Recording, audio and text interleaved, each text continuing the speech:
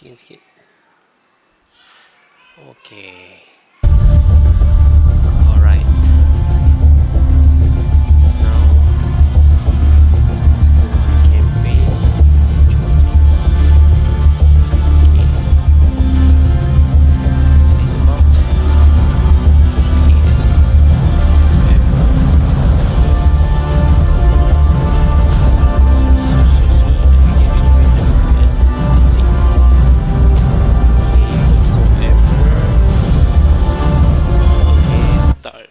your engine.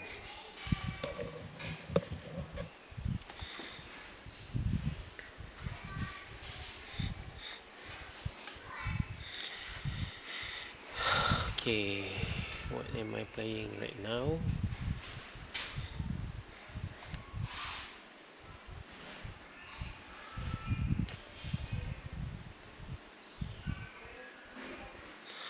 So long, it took so long.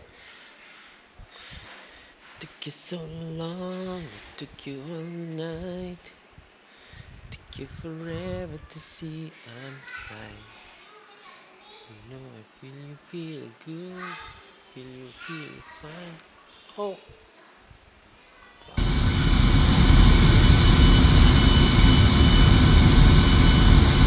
Command to 105. Feel free to engage any targets of opportunity, but remember you must recon the area between waypoint 5 and 6. Out.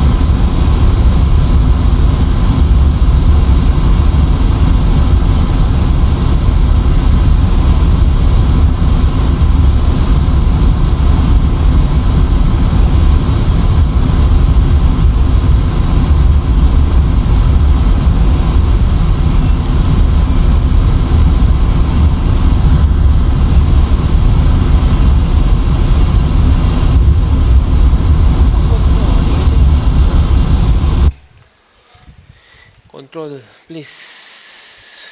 Okay. Oh, so many. What is this?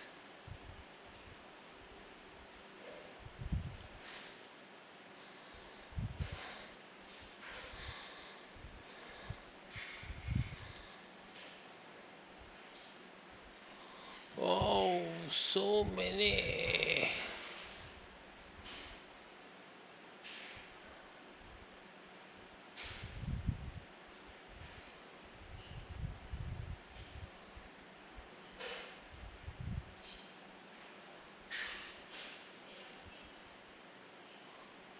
Apa benda ni?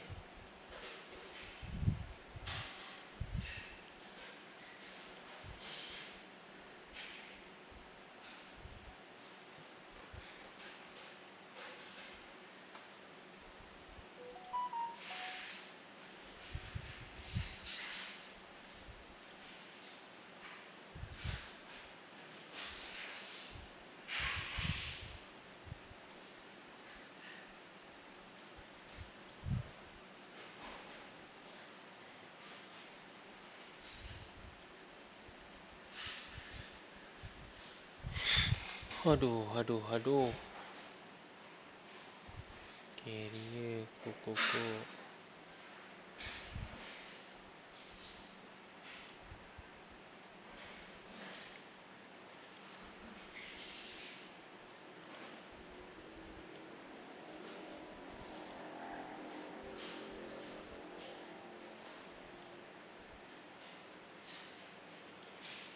Keras.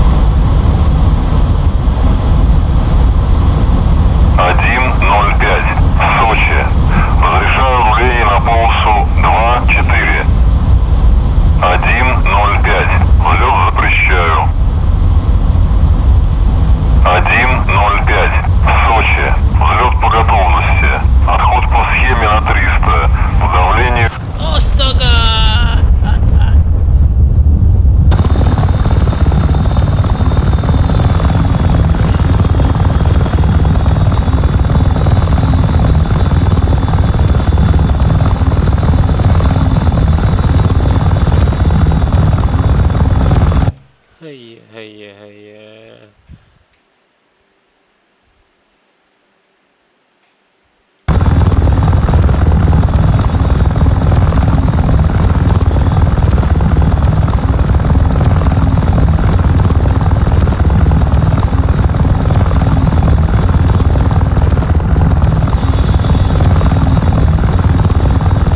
Escape. Wait.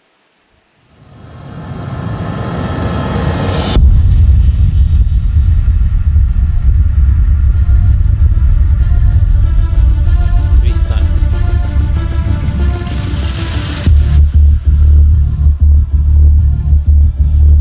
Okay. Astaghfirullahalazim. Okay.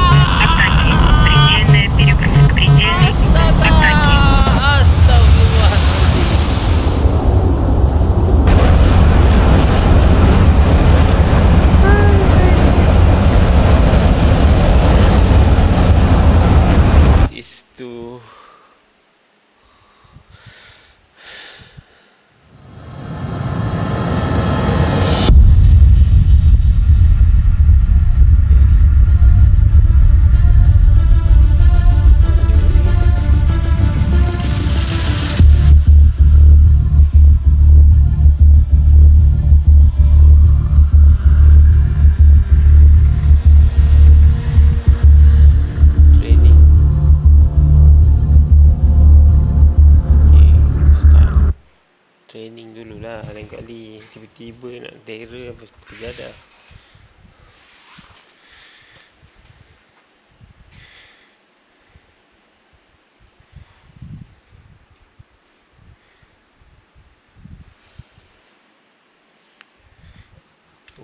Aku 7 lah.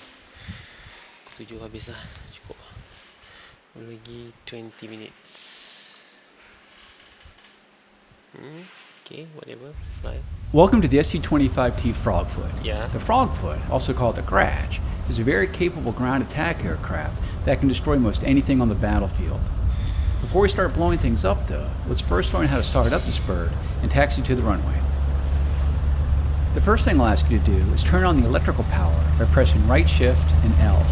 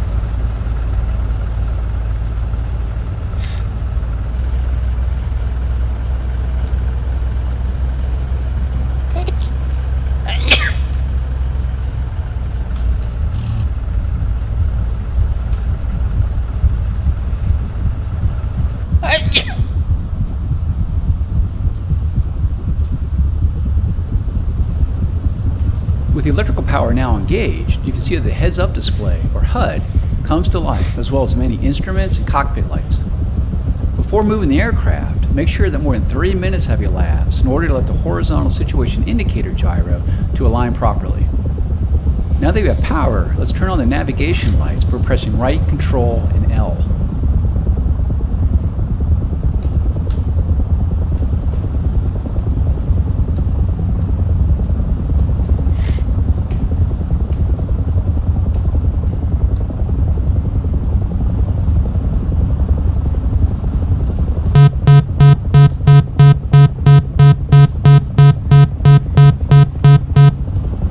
Let's close the canopy by pressing left, control, and C. Our next step is to start our two engines. Before you do so, make sure your throttle controller has a 0 power setting. Start the left engine by pressing right, Alt, and Home.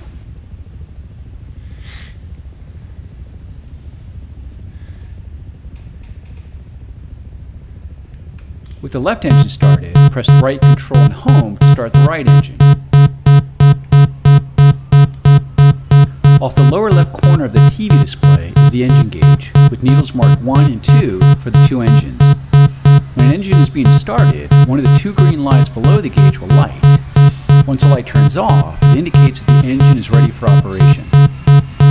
In the lower left corner of the dash is an aircraft symbol that indicates the status of your flaps, landing gear, and air brake. Lower your flaps to the takeoff position by pressing left shift and F.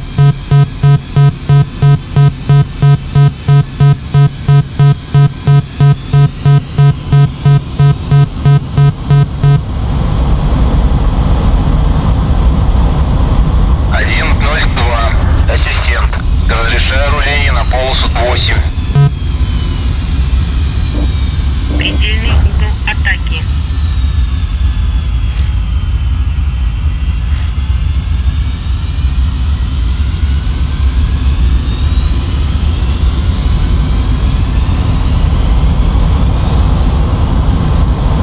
We're now ready to taxi. So slowly increase the throttles by moving your throttle forward or pressing page up. To reduce throttle, use your throttle controller or press page down. To use the wheel brakes, press W. Start rolling forward and turn to the left of the taxiway ahead. Press Z to steer left and press X to steer right.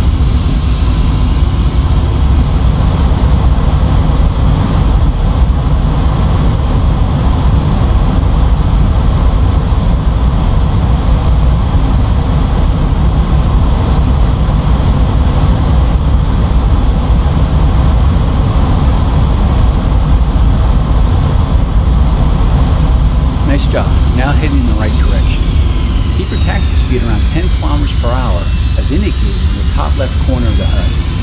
As you taxi, use small, smooth rudder corrections to keep you aligned on the center of the taxiway.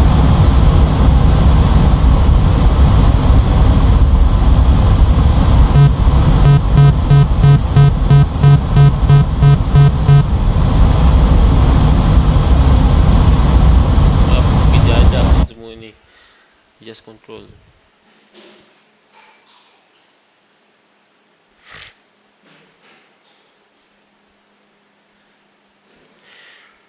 So many.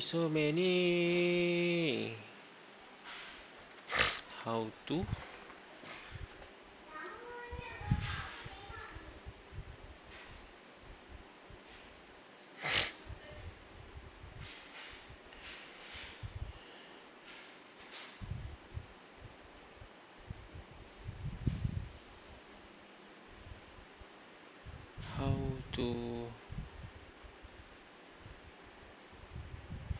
How to set up DCS World joystick.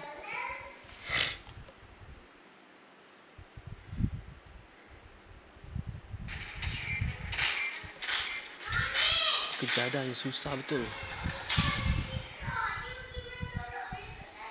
Hey everyone, Wags here from Eagle Dynamics, and in this video I want to take a look at the controls editor. While a very powerful system, it can be a bit daunting for brand new players, so I wanted to create a little video to walk you through it. Let's get started. Now here on the option page we have different tabs, and I want to make sure I'm on the controls tab for what we're going to do. Okay. Now the tab page is divided into columns. The first column here on the left is categories, and then we have all the different input devices detected on your computer. Now, each aircraft that you have installed in DCS World have different configuration. So let's see this one dropping down the window here. You see all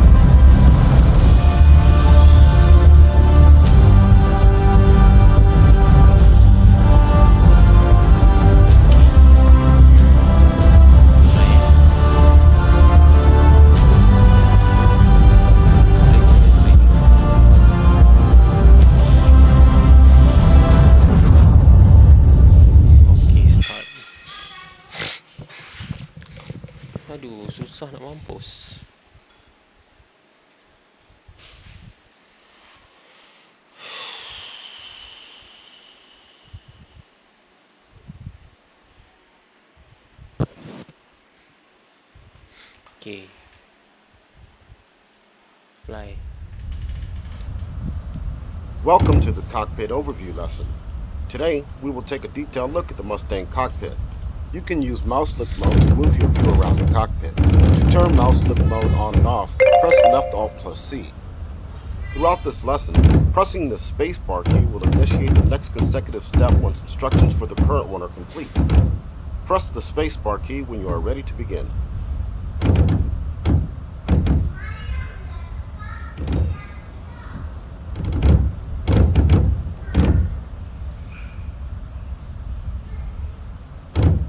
The cockpit is configured in a standard layout, with the instrument panel positioned on the front dash, a center-mounted control stick, a throttle quadrant on the left side, and various aircraft system controls on the left and right panels.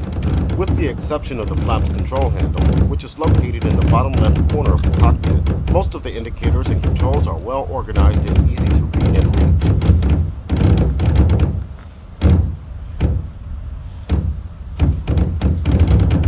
Moving on to the instrument panel, the upper left corner houses the remote indicating compass.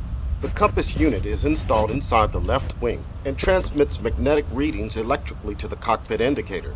Using a remote compass avoids the magnetic effects caused by armor plating around the cockpit, experienced by a standard magnetic compass. The remote indicating compass includes a heading needle, which shows the current heading, and a desired heading needle, which can be turned using the indicator knob to set a desired course reference on the indicator. To turn the knob, you can simply roll the mouse wheel over it.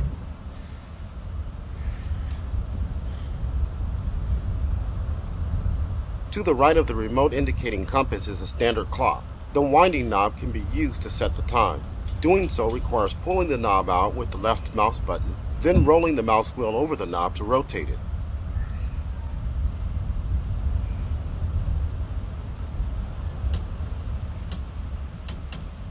The suction gauge indicates the amount of pressure in inches of mercury being generated by the engine vacuum pump. Vacuum pressure is used by a number of vital instruments, including the flight indicator, bank and turn indicator, and the directional gyro. A suction reading above or below normal means the readings of these indicators are unreliable. Next is the manifold pressure indicator. This is one of the primary instruments used in flight, and together with the tachometer or engine RPM indicator is your main reference of engine power. The manifold pressure indicator shows gas pressure inside the engine induction system prior to entering the cylinders. Like the suction gauge, the indication is in inches of mercury. Manifold pressure is set using the throttle handle, while engine RPM is set using the propeller control lever, also on the throttle quadrant. On the left side of the middle row of the instrument panel is the airspeed indicator, which shows an indicated airspeed in miles per hour, mph. The red line on the indicator marks the maximum permissible airspeed of 505 miles per hour.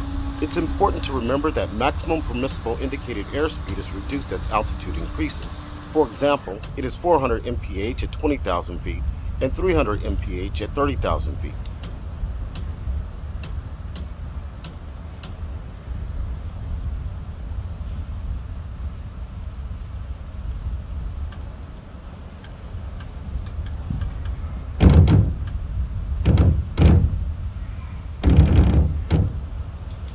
In the left center of the instrument panel is the directional gyro, which shows current heading. The instrument can be caged and the heading adjusted manually by pushing in and rotating the indicator knob.